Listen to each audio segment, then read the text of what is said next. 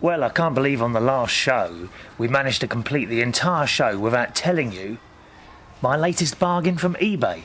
Oh yes, now I've told you time and time again, if you want clothes, trainers, shoes, anything like that, go to eBay first.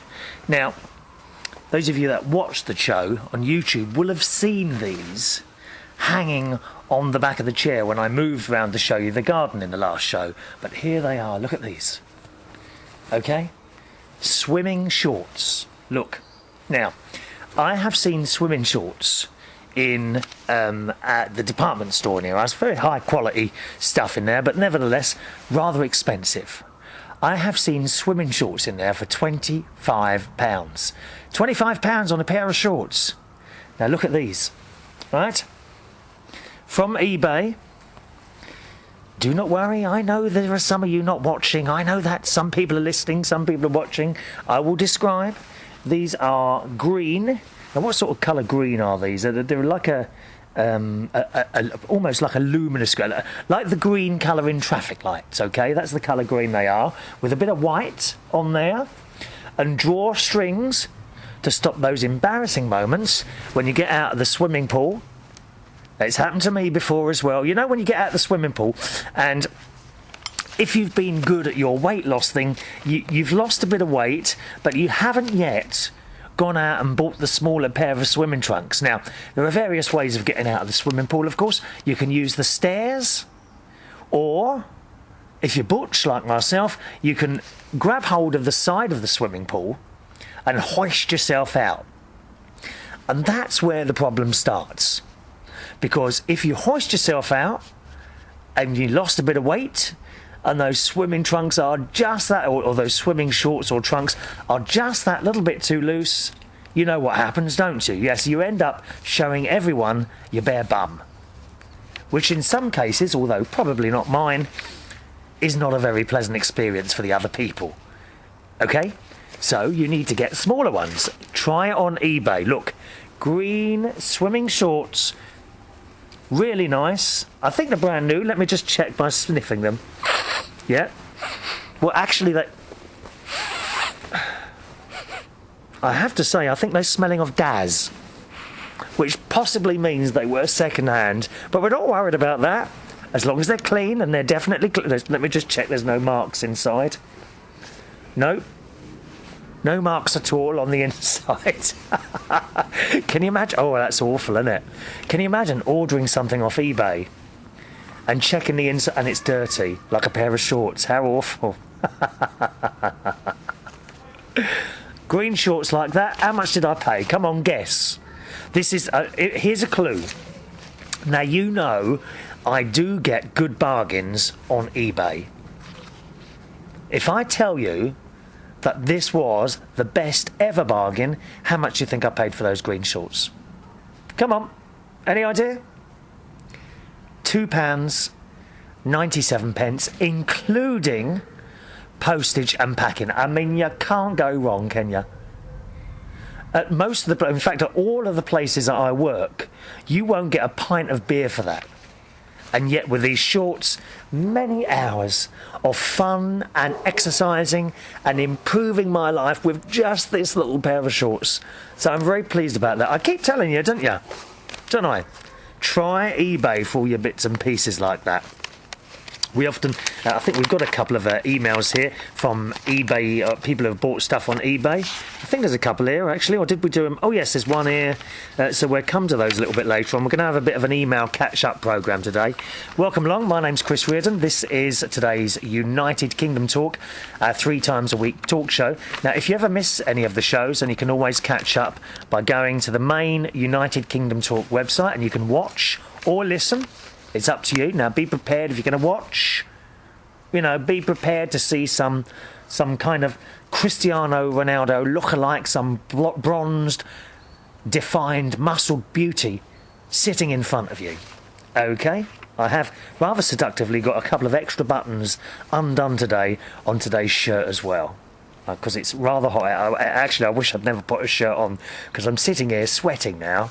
It's a beautiful day here in the UK. We're having a bit of a heat wave at the moment, but they say it's a heat wave, you know, like 32 degrees centigrade. So what's that? 64, 74, 84. It's about 90 odd.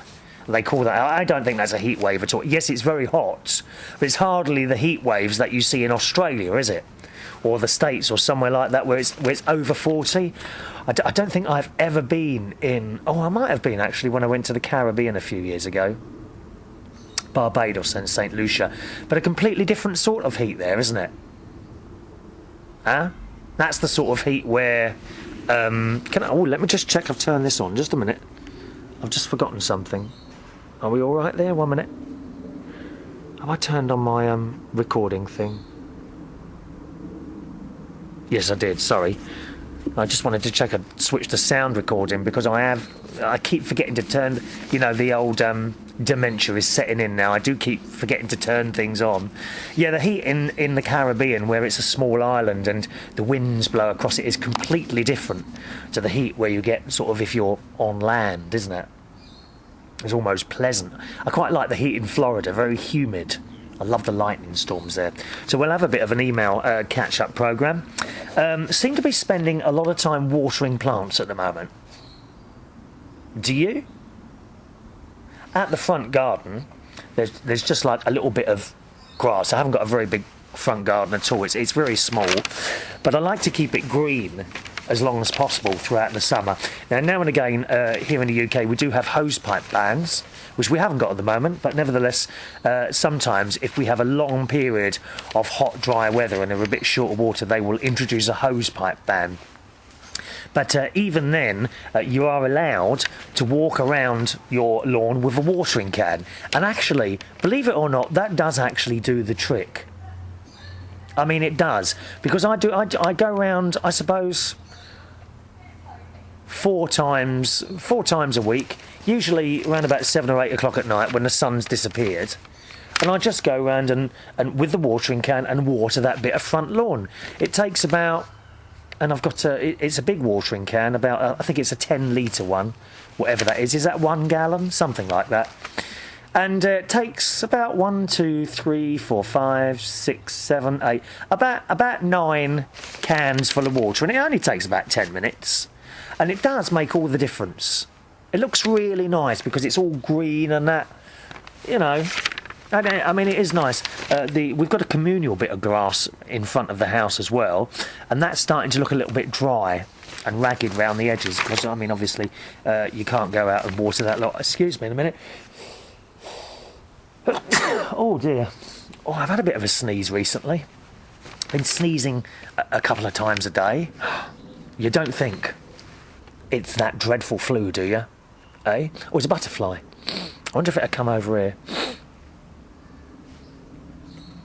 Where's that butterfly going? Settling on one of the sunflower plants, I think. Yeah, so seem to be spending a lot of time watering not only the grass, but behind me I have a lot of tomato plants and pepper plants and other bits and pieces there. And with tomato plants, you have to keep them watered. Very, very important, especially once the little tomatoes start growing, because if you don't, they will split. And all that hard work that you've been doing for months could be undone in the space of a couple of days. This is the problem, of course, if you go on holiday. You always need certain plants. I mean, some plants are all right. You know, for example, house plants, you can usually put them in a big bowl of water and just fill it up. But tomato plants, they drink an enormous amount of water. And you've got to keep watering them every day. And the same with the hanging baskets. All right? I've got some lovely hanging baskets. It's the best.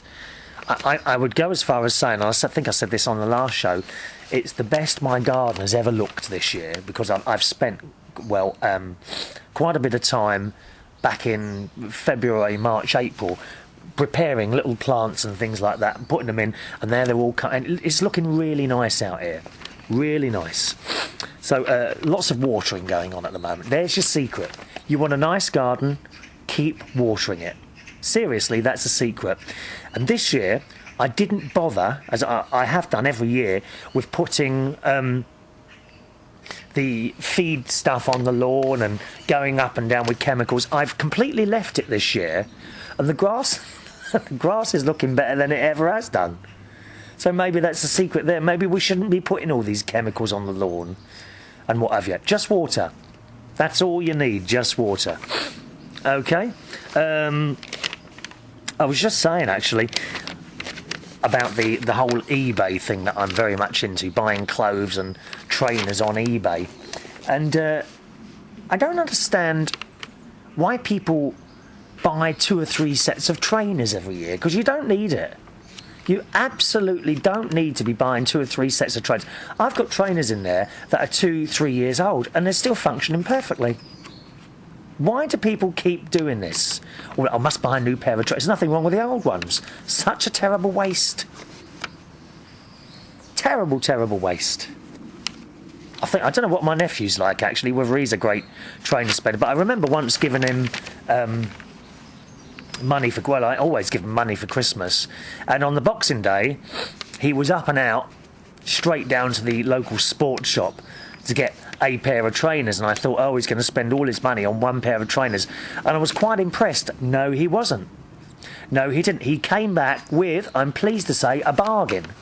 Something that had gone out of fashion maybe a couple of months ago, but instead of being £120 for a pair, they were now like £35 or £40, and he bought the £40 pair, so I'm very pleased about that.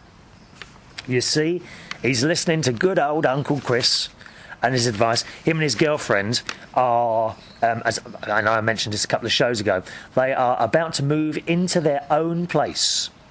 They've got this new scheme, apparently, in certain areas of the country where you can, if you're interested in a brand new property, you can rent the property for 1 year, and after that year you then either thank you very much and walk away, and that's it, you know, you've paid your money, that's it, or you can buy the property at the price set now, all right, or lower.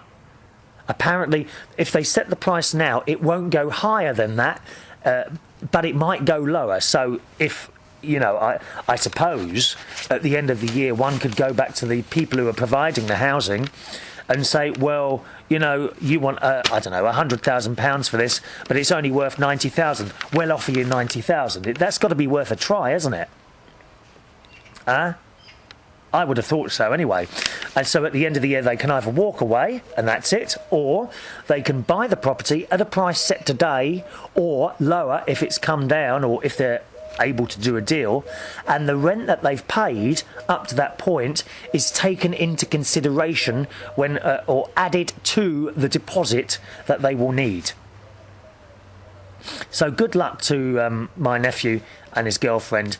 And again, as I said before, I think nowadays it has to be said, not everyone, a lot of people don't stay together, do they? How many people end up in divorce?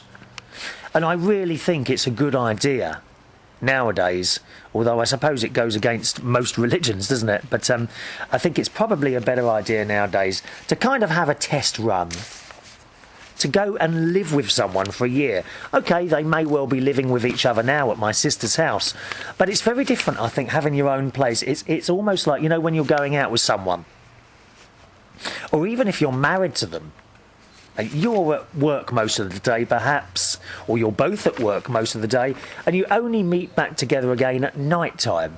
Now, the real test seems to come when people go together on holidays, and then suddenly you're stuck with them 24 hours a day, and it can ruin a relationship. Similar story, and I think when they both have a house and they're both sharing a property, it may be very different to what it is now. It may well work very well. Indeed, I hope it does, because they seem to be reasonably happy together. But it's a good idea to have a year together in a rented accommodation before you actually buy somewhere. The other thing people sometimes do is rush to have a baby, don't they? And they think perhaps there are little problems going on around each other, so they decide to have a baby and everything will be okay. And it's rarely the case, I'm afraid. You have the baby, it doesn't make it better. In fact, it adds to the problems. Probably the worst thing you can do. That's what I mean. If I was 20 again with the same head on my shoulders I've got now, I would certainly not have married. I actually married someone, but I wouldn't marry someone now. I would live with them for a year and then see how that goes. And if it's all well and good after that, fine, get married, have the baby, buy the house, but have like a trial run first. Do you not think so? Give us your thoughts on that. The email address of the show is chris@unitedkingdomtalk.co.uk. chris@unitedkingdomtalk.co.uk. I was looking back over the last two shows, and we've definitely sorted out the video now, haven't we? The picture is now fitting the whole screen. Do you know, it must have taken about 6 or 7 weeks to sort that out. The trouble is with all this technology stuff, there's all sorts of things on the internet that can help you, but unfortunately everyone has a differing opinion. So I was looking for the settings. I was looking for settings for widescreen video to YouTube, and there were so many different opinions on this that's where it's difficult. So really you just have to keep trying different things until it works.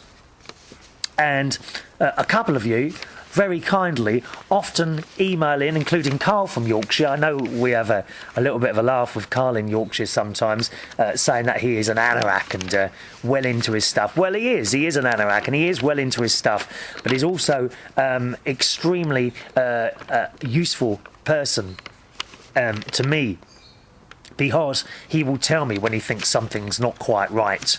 And although I sit here and I say, oh, Carl from Yorkshire's written in again, he's moaning again, in actual fact, these bits of information are extremely useful in constantly trying to improve what I do. And I do always trying to think of different ways to improve the show. Okay. The other thing we tried, of course, last week was, on the last show, was one of those tie clip microphones. And I was reasonably pleased with how it works, but I've gone back to the other microphone today because although it did work to a point, I wasn't 100% happy with the sound quality. It was a very, very cheap microphone. It was about £5. Okay, but it proved the point that actually having a microphone clipped kind of just on your collar or somewhere does actually work. So I'll probably, I'm not going to do it this month because we're a bit short of cash at the moment, but probably next month, because the other reason is, of course, it's tax time. So I have to pay, because being self-employed, I have to pay my tax on the 31st of January and the 31st of July. So I'm just getting the money together for that at the moment. But next month I'll probably buy one of those professional tie clip mics, which actually aren't as dear as what you would imagine. They're about 100. They seem to be about £150, but actually quite difficult to find one. I have found them, but you know, all of us use different sockets, and I want one with a mini jack on the end. I want a Shure one with a little bit of sponge stuff on the top to stop the popping noises that you get if you don't have the sponge bit. And it's got to have a little jack on the end. I haven't found one yet, so I've got to look around for those. But there we are. Yes, I thought that microphone didn't work too bad at all, did it? Did you not think? It sounded okay, didn't it? Right then, on to the emails then. First of all, our friend Doug in Akeley, USA. Good evening, Doug. Who says, we were talking about gold fillings. And my sister recently had to go down to the dentist because one of her crowns dropped out, and she had a gold crown in her head and it fell out. Turns out that the positioning on the break of the tooth meant that the dentist couldn't put it back on, and she would actually have to go in hospital to have this procedure done, which fortunately here in the UK is all free. However, the dentist filed down the tooth and it's not giving her a problem, so my sister has decided to leave it as it is. But of course, she's now got this gold filling and she doesn't know what to do with it. And I did tell you in a previous show that she's considering giving it to her daughter, my niece Tracy. You know Tracy, she's the one who lives with Ben, and they've got a house in Woodhall Spa. Lovely house it is, actually. It's not over big, but it's one of those new houses. I'm not too keen on new houses myself. They all seem a little bit small and pokey and tiny gardens. Now, where I am, I don't have a massive garden, okay, but it's certainly a reasonable size. You could have, I don't know, 150 people standing out here, I suppose. There's certainly enough room for myself and my cat Katie, who's shading herself today because it's rather hot. And she's considering giving this a gold crown filling to her daughter because she had it done while she was pregnant with her. I mean... I mean, what a dreadful thing to go through your head, but I don't know if she's given it to her or not yet. I told her to sell it. I mean, it must be worth a few quid, a gold filling, surely. Wouldn't it? Huh? I know nothing about jewellery at all. The only bit of jewellery I usually wear is this little emerald chain thing that I've got around my neck that I gave... let me sit back down there. I gave to my mum just in June of 2000. I bought this from Florida, and she died the same year in November. And I always remember her on the hospital bed giving it back to me. She said, "I want you to look after this," and then I kind of knew. But it always stays on me. I've also got my mum's cross, my mum's holy cross. That again, it's gold, but the fact that it's gold is neither here nor there. It's just the fact that it was my mum's. I've got no interest at all in precious metals or fine art or anything like that. It does nothing for me at all, I'm afraid. I don't understand people that. Well, I mean, I do. I mean, I suppose if it's an investment for some people, isn't it? They see a beautiful piece of artwork or something like that, and a lot of people can tell if it's going to increase in value. The same as what I do with the properties, I suppose. The properties that I have. The whole idea of having, I mean, well, what do you think I've got, these properties for? To look at? No, I mean, I'm assuming they will increase in value and that will be my pension. I will never be a millionaire or filthy stinking rich, but hopefully I'll be all right in my later life. That's the whole idea of doing it. Because let's face it, here in the UK, the pensions aren't going to keep us going, are they? They're all falling apart. And so fine art, all that business, not really done anything for me. Now, where was I going with that one? Precious metals, no. I mean, gadgets do it for me, as you know. We do like a new gadget that does something. Huh? I was going to tell you something then. Oh, it's gone right out of my head. I knew I should have gone straight onto that while I was chatting away here. Let me think. No, it's gone. How annoying. Oh, that's it, yes. People also, they collect all sorts of things, don't they? And here's where you could join in with this one, right? Apart from saving money and buying property, there's a lot of us involved in this programme now. Some people that write in regularly, some people that send me little messages by other methods, and we have what I call the silent majority, those that listen or watch the show and never join in. Well, here's your chance of joining in. Perhaps you'd like to share some of your experience on how to make a little bit more money without actually perhaps working or saving or any of the normal things. Buying property, forget the buying property, forget the savings, forget working, and forget anything illegal, please. Don't start telling me illegal ways to make money. I'm not about to board a boat to Colombia and buy lots of drugs and bring them back. I'm not interested in that, okay? We want legal ways to make money. I mean, maybe, here's an idea, maybe me being a little bit green-fingered, maybe next year I should grow even more tomatoes and then put an advert in the paper and sell them outside my front door on a table. How would that work, do you think? Has anyone done that? Let us know. Chris at unitedkingdomtalk.co.uk. Chris at unitedkingdomtalk.co.uk. I mean, I could just do, a couple of weekends in the year where perhaps, I mean, someone watching or listening to the show must have done something like this. Okay, we're not talking car boot sales here. They're easy. Well, I say they're easy. Oh dear, there's a car boot sale in Chiswick, which is just over Chiswick Bridge. Looks like it's done at some school, which is round there.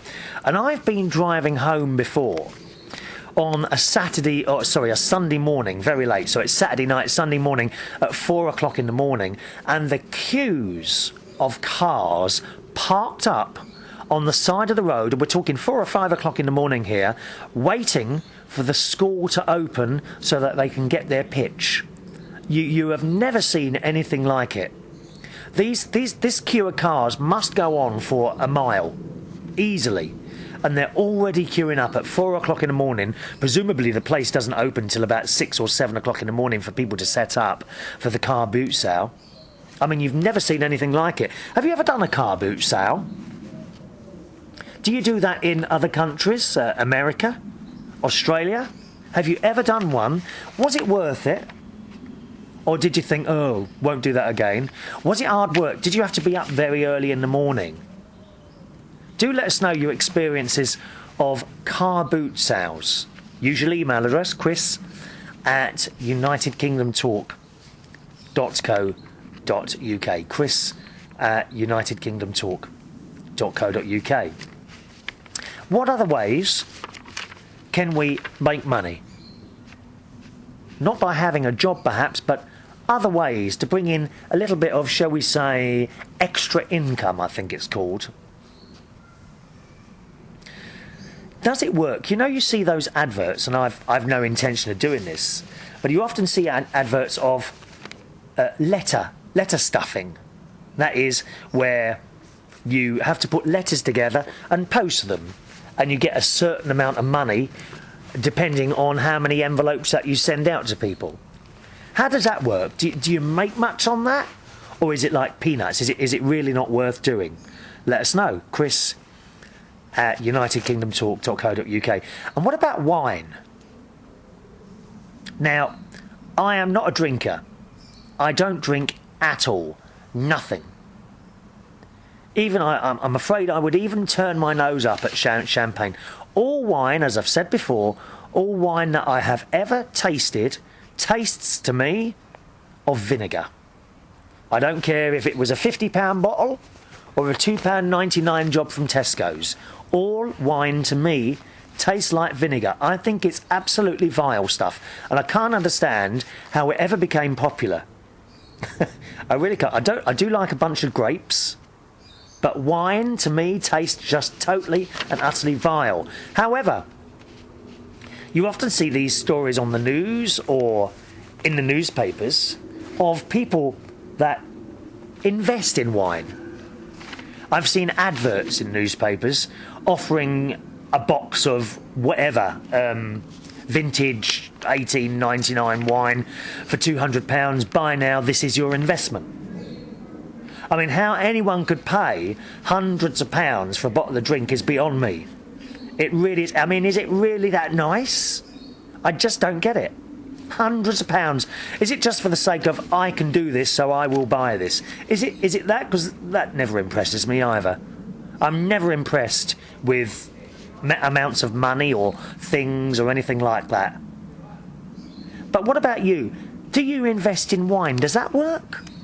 How do you know which bottles to buy? For example, if I was to go up to my local Asda now, all right, and buy 4 cases of wine that's, I don't know, from Australia, £3.50 a bottle. If I hold on to that for 25 years, will it be worth a fortune? Or will I then be able to use it as paint stripper? I mean, I really don't know how it works. How do you know which bottles of wine to keep so that they increase in value? And which bottles that you have to drink within... I mean, I suppose that's how it works. Some wine, I don't know, some wine must get better with age and other wine goes off with age. Is that about right? I know nothing about wine. Please advise me which bottles of wine from Asda to buy this afternoon, and I shall hold on to them for 25 years. Hopefully, touch wood, I'll still be here after those 25 years. I'll sell a couple of bottles and go on a round-the-world cruise. let us know. Chris at unitedkingdomtalk.co.uk. We've gone right off the subject here, haven't we? Going back to the gold fillings of my sister, Doug in Akeley, USA says, damn, I've got no gold fillings in my head. Oh, well, you're unlucky there then, Doug. You've got nothing to sell, have you? They're not going to want those manky old teeth that are sitting there, mate. Poor old Doug. He also says, you were talking about books and how you like short stories. Because of my eyes, and he puts in brackets old age, I don't read a lot of regular books, but I do like to download them and read them on the computer. Here are two links where books and stories are free to download. So get yourself a pen and I'll give you these books, which I shall indeed try myself. The only thing is, reading a book on the computer, that doesn't appeal to me at all. I suppose that's very useful for people who are... have got a problem with their eyes, because you can make the text bigger, can't you? Which, of course, you can't do with a book. Has anyone got one of those Sony book reader things? This is a new gadget. Oh, it's very clever, right? It's the size of roughly a paperback book, I suppose. And you download books onto it and you read them off a screen. But it's... I don't know. I mean, it's not a book, is it? There's something about a book. I mean, I know those of you that are readers, you probably read a book once and then put it on the shelf and it's never read again. I don't know anyone who's... I think my mum used to read books a couple of times sometimes. I suppose it's the same as watching a film. I mean, I went to see Star Trek twice, didn't I? I told you about... Did I tell you about Transformers? Yes, I did, didn't I? I went to see Transformers last week, wasn't it? Which was really good. Transformers 2, fantastic film. The effects are so fantastic. They really are. It's like being there now. Years ago, you'd see these special effects. Oh, that was a good special effect. Now, you're watching it, it's difficult to tell the special effects from the reality. Fantastic. Absolutely fantastic. But I don't know about all that reading books off a book, Sony book reader, or there's some other ones available now as well, isn't there? Have you got one of those? A Sony book reader or something, or an equivalent item? How do you get on with that? Are you quite happy? Because you can hold apparently about 200 books in one of these units, or possibly more. I'm not sure. But these things, and they're not cheap. 200 quid one of these things is. Yeah, when you think you can go and buy a book now for £5 or £6, that's an awful lot of money. And I think I prefer my books in paper. But I do prefer short stories. I don't get on too well with long books. I get bored. I get bored reading a book. Strange, isn't it? Anyway, here's the two links for the books to download. And they're free, okay? One of them is www.manybooks.net. That is MANYBOOKS. Manybooks.net. And another one, short stories. Now, this is a long address, this one, okay? www.pulpgen.com. That's PULPGEN.com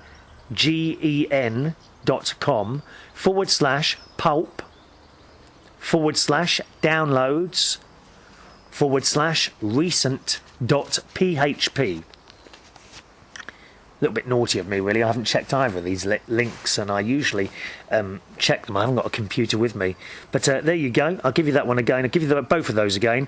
First one is manybooks.net, MANYBOOKS.net, manybooks.net. And the other one is pulpgen.com, PULPGEN.com /pulp/downloads/recent.php. So thanks very much for that, Doug. See, whenever we want to know a bit of information, there's always someone who's there to assist, isn't it?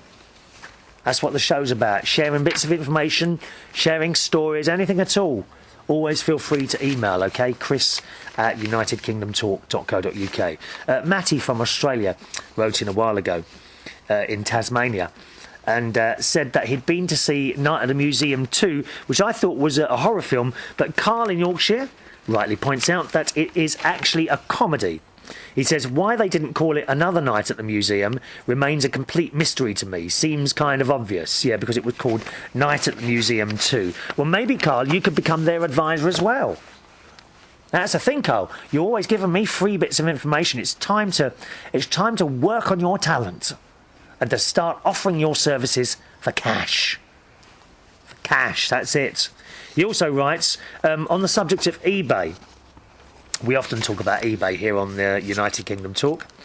He says, I've been trading, that's buying and selling, on eBay since about 2003 and have had 2 slightly dodgy problems with people, only 2, and that's the space of 3, 4, 5, 6, 7, 8, 9.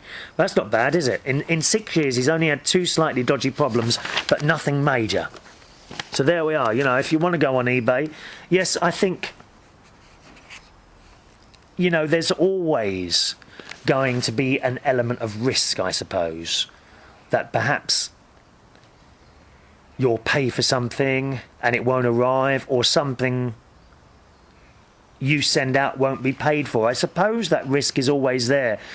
But in all the time I've been on there, I've only had a problem once where I sent out some records with someone and they didn't pay, and I kind of just let it go. It was about 10 quid's worth. But everything I've bought, certainly since I've been buying clothes, I don't really sell anything on eBay, but since I've been buying clothes and trainers and that sort of thing off there, and also a couple of small gadgets, nothing of great value, I've never had a problem. Never once. It always seems to arrive. So, I don't know. It's worth a try. eBay.co.uk if you're in the eBay, if you're in the UK rather. eBay.com if you're in the US, or perhaps anywhere else, all right? Look for your local eBay. That's the best way to do it. I've even had stuff from Hong Kong, and I was very, very dubious about buying anything from China. However, I did try. I bought a couple of items from China, and they all arrived. Everything comes. Okay, everything comes. But you need to look at the, or what's it called? Not the reactions from people, the... there's sections, like if you're going to buy something, then you can look at the person who's selling it and look at his past record. Every time someone sells something, the buyer has to put a little, or is supposed to put a little remark on there to say whether everything arrived on time and all that business. And it gives you a percentage of the amount of times that people were disappointed with the buyer. You can actually see that on there. I think it's, I can't remember what it's called now, reactions or something like that on there. But always check back. And if it's 100% positive reaction, then you're fine, really, I think. Or you should be fine. But there are people on there who sold thousands and thousands of items, and if you get something like 99.5% fine, then again, you're probably all right. Anything less than that, and I wouldn't bother. Okay, always check the reactions to the seller. Carl also writes, because we're always often Robert and other people now are joining in about the whole elf issue. I'm getting very hot here, I tell you. Paul, can I go topless? Can I go topless while I'm doing much? No, perhaps not. It's not the right thing to do, is it? Eh? We're always talking about elves here. Robert in Iceland often writes in about the elves that live under his stairs. And Carl says, you know how you're allergic to cat?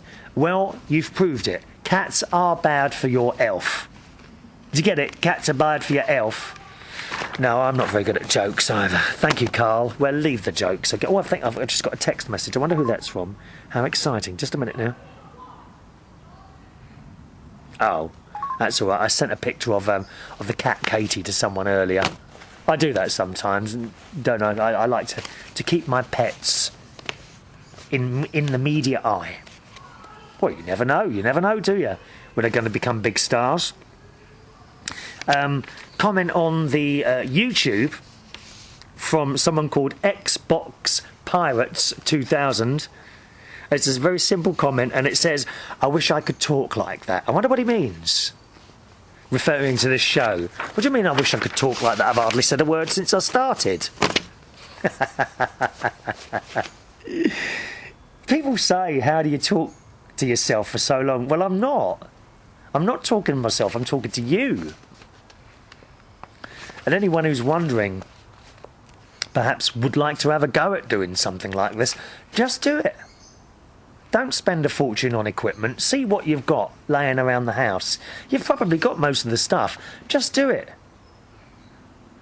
But when you're looking at your gadgets or talking into your gadgets, don't think that there's no one there, because there is. Look at that microphone or camera as a person, or even a group of people who are answering back. Yes, they are. And you don't have to keep talking and talking and talking. Sometimes you have to listen, okay? So you say something, and then, what do you think of that? And then you stop, and you listen, and you can hear people. I can hear the voices. You can hear the voices. Can you? Listen carefully. See, I can hear you all chattering away there. That's the secret. You're not talking to a camera or a microphone. You're talking to a person. Lodge that in your head, and you'll be fine. All right? Another one from Doug here. We did a show from the kitchen a couple of shows ago, and he says, you'd make some guy a good wife. Is that what? Why wife? Why not husband? Huh? Why would it be wife and not husband? You don't know what I do, you know. You don't know. You just making it up yourself now. Might be wife, might be husband. Not telling you. Not telling you. Thank you. He says, is that large white device to your left your bread machine? No, that was the microwave that you could see on the video a couple of shows ago. He says, I kind of like watching cooking shows myself. Cool to see your kitchen. No, I don't. I hate them. I absolutely hate them. And they never do anything normal, do they? You don't see someone on the telly doing fried bacon, eggs, sausage and beans. You don't see someone on the telly doing, like, roast chicken, vegetables and gravy. They're always pouncing about with some special sauce or something like that they're pouring over the top of it, full of fat.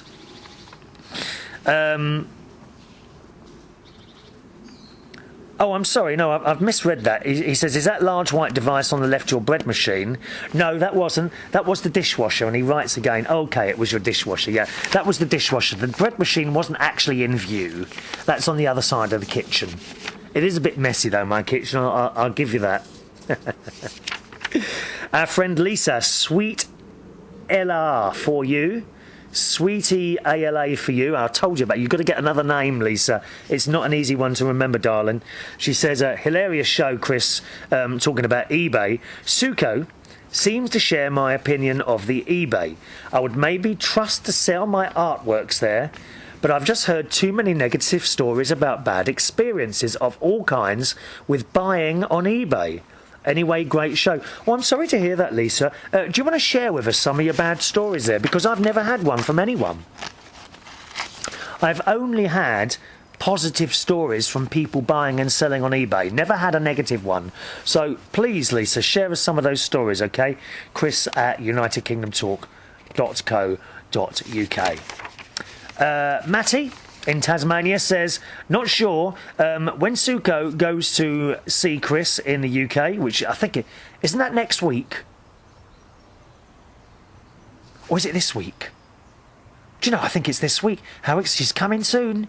Suko is coming with her family. And she says, are you looking forward to throwing water balloons at Chris Reardon when you crash land in Reardon country? I hope I won't be getting wet, Suko. Otherwise, I won't be bringing those sandwiches that I promised you, dear. She's probably loaded up all the shows onto her iPod and is listening to me on the plane at this very moment. How awful. Maybe that's something else I could do, Suko. Do you think the airlines would be interested in showing this show on their video screens? You know, when you're on the plane and you're on a long haul flight and they have films, one of those could be the United Kingdom Talk channel, and there I could be beaming at you as you're sitting bored at your tiny little skull in economy seats in the back of the plane. Actually, I don't know if I want to be seen in economy. I think only business and upper class. What do you reckon? Could that be a different take on the whole idea of in-flight entertainment? Your thoughts on that, please, Chris at unitedkingdomtalk.co.uk.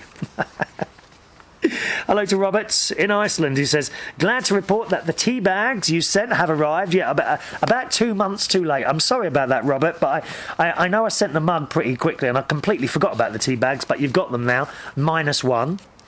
The Icelandic customs people detained them for a while and then decided to let me have them. Jolly nice chaps they are. I shall now look forward to a rather nice afternoon sipping tea and lamenting the fall of the empire. I beg your pardon, the fall of the empire? Well, I mean, you could be right there. Thanks once again from Robert the Viking. Yeah, it certainly is the fall of the empire. They reckon with all this recession, the UK is placed worst than most other countries. I mean, who would have ever thought it? Eh? Who would have ever thought that we are worse place than most? That's because people keep borrowing blooming money all the time, don't they? Don't do it. Look, in my mind, you can borrow money for a house and maybe a car. That's it. Do not borrow money for holidays and Christmas. It's just, you know, if you haven't got the money, so there you go. That's the way it is. Either stay at home for a couple of weeks or you could go on day trips and things like that. You don't need to borrow £1,000 to go to Spain for the week. Just don't go. And at Christmas, birthdays, things like that, don't borrow huge sums of money for big presents. Children, you know, it's no good. It's ridiculous saying, oh, but that's what the children want. They have to learn. Because if they learn now that they haven't got enough money to buy that present, then in years to come they will understand that they've got to save to buy things, and they won't be in the situation that so many people are at the moment. Possibly some of them listening and watching this show. There's got to be people listening and watching this show now who wish that they had never borrowed the amount of money that they've borrowed. OK, forget about the house and the car. If you've borrowed money for that and that's got you in trouble, that's a different story altogether. But borrowing money on credit cards and things like that for things that actually you do not really need is just ridiculous. It really is. Mustn't borrow money. Mustn't. They're greedy, these banks, and worse than the banks. I mean, you think the banks are bad. OK, the loan sharks are even worse. And all these companies that offer you consolidated loans where you have all your loans together and then you just have one smaller fee to pay out over a longer period of time, so it means you're paying out even more. Don't borrow money. Simple as that, okay? Now, here's Matt from Canada. We haven't heard from Matt for ages and ages, Matt, so welcome back to the show. He says, well, sir, I'm back in action and just about fully caught up with all of your shows. As you may remember me telling you, I was in the hospital for a few months and was super sick, but I have made a full recovery and I am 100% back on track. Well, I hope, Martin, were you able to download the shows while you were in the hospital, I wonder? I hope I was able to make you perhaps forget some of the awful times that you must have had in there. I don't know what was wrong with you. You may or may not want to tell me. It's entirely up to you. You might want to tell me privately, in which case put at the top of the email, private email, not for broadcast, okay? If you ever want to write to me and you don't want the email read out, or perhaps you want a personal reply, that's fine by me. Put at the top of the email, not for broadcast, personal letter or something like that, and I'll reply to you, and I promise I won't read it out, okay? I've never ever broken my promise. People will tell you. We've been doing this show since 2005, October. And if I make a promise, I do try and keep, certainly with the emailers, I try and keep it. Although sometimes I do say things and they take a long time to happen. I mean, you remember the room was decorated. How long did once I started mentioning that I wanted the room decorated, how long did it take for me to actually complete that task? That went on for about 18 months, didn't it? He says, I've dearly missed keeping in touch with you and all of our friends at United Kingdom Talk. I see I've missed loads of events and with you and all our friends of United Kingdom Talk. Also, I've read the same line twice here. Look, I'm repeating now. I've missed loads of events and things during my absence, but I'm sure there is lots of fun on the way. There's always fun here, dear. Always fun. I must say that I quite like the last show I watched, the show a few shows ago, when you were hard at work in the kitchens. of United Kingdom Talk, I went ahead and replayed that show in the evening after I heard it the other day and was right there cooking all the same things you were cooking. Are you serious? Really? Did you actually try that? And it turned out blooming fantastic. Oh, wow. Well, I didn't realise that people would actually try and cook that stuff. Well, I hope you enjoyed it. I do hope you enjoyed it. It's a meal full of goodness, isn't it? All those vegetables. I mean, you know, and the olive oil. All very, very good things for you. There was no badness in that whatsoever, I don't think. Lovely meal. I will admit that vegetables here in the in Canada are about 200% better than that of the UK, dear. So I'll probably get the better end of the stick in regards to the taste of my meal. But I'm sure when you decide to take your much-needed trip to Canada that you will find the same fact to be true. Oh, I'm sure it is. On my trips to Australia, I'm astounded at the quality and quantity of the fruit and veg there. It's just fantastic. I mean, the quality of the produce in Australia is really second to none. And very rarely did I see carrots or anything in plastic bags or in those little plastic trays with a bit of plastic over the top. It was all just there and all looking rather marvellous, I have to say. The stuff here in the UK, I mean, it's okay, but it didn't compare to the quality of the fruit in Australia. Of course, you know, it has to travel. Fruit that comes to the UK has to travel. Oranges, lemons, bananas. We can't grow any of that here. Maybe with global warming we'll be able to do so. On another subject, he says, I need to tell you how the weather has been in the UK recently, because throughout Canada, I need you to tell me how the weather has been in the UK recently, because throughout Canada it has been unreasonably hot and humid. I do hope that things are a little bit more comfortable for you there in Bracknell. Yes, it's not been over hot. We are about to go, I think, into a bit of a mini heat wave.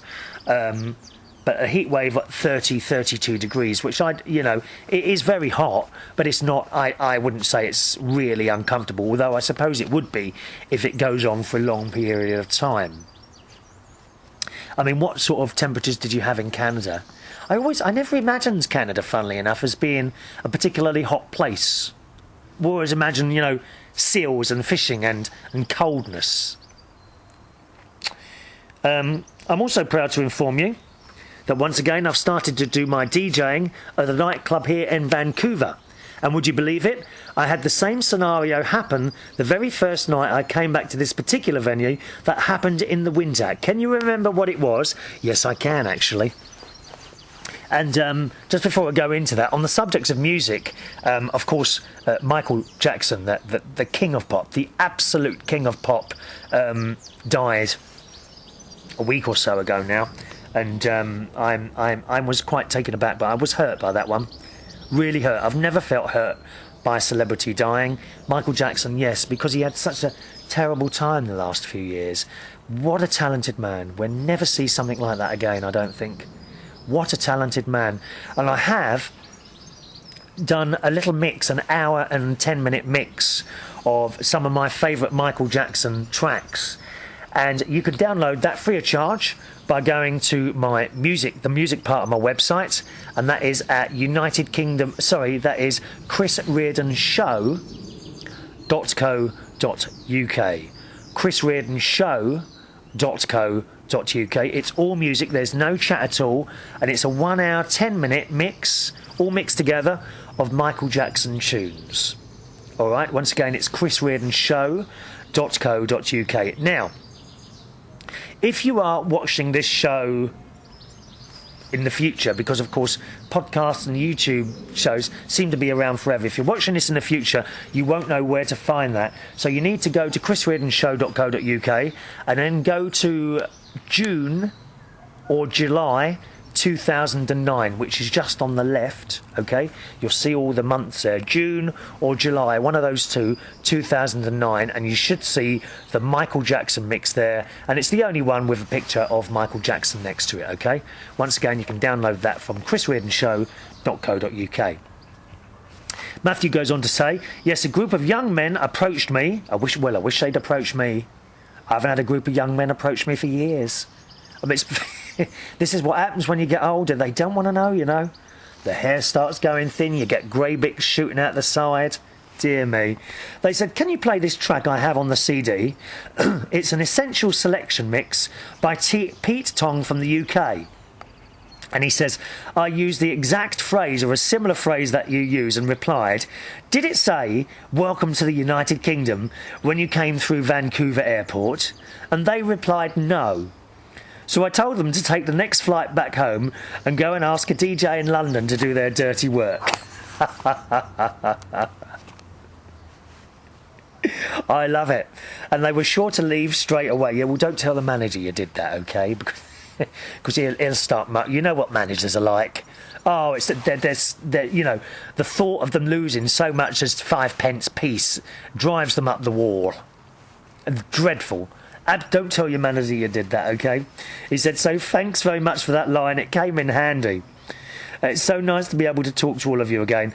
I'm sure we'll be in touch on a regular basis from now on. Have a fantastic day from Mr. Canadian Bacon, Matt from Canada. Thank you, Matt, and really nice to hear from you again. I'm glad you're over your illness. As I say, if you want to tell me what it was privately, or indeed you want to share with us all, then send it through on the email, chris@unitedkingdomtalk.co.uk. And I think that's about it. Oh, quick one here from Millie. Says, thanks you for singing happy birthday to me on a previous show. I know you told me it might be a bit late, but it was right on time. Love the new opening film of the show with Katie the cat. Yeah, we've got a new little opening film, although I've got to redo that again because I saved it in the wrong format, didn't I? It's not quite widescreen. And she's looking forward to her trip to the UK. Lots of love from Millie. Thanks very much for your emails. And we've got some more emails here which are still waiting to be done. Another one from Doug. Maureen, who I haven't heard from ages. Young Cat on the Isle of Wight, Tom Harris, all coming up hopefully in the next show. chris@unitedkingdomtalk.co.uk is my email address. Thanks for watching and listening. See you on the next show. Bye bye.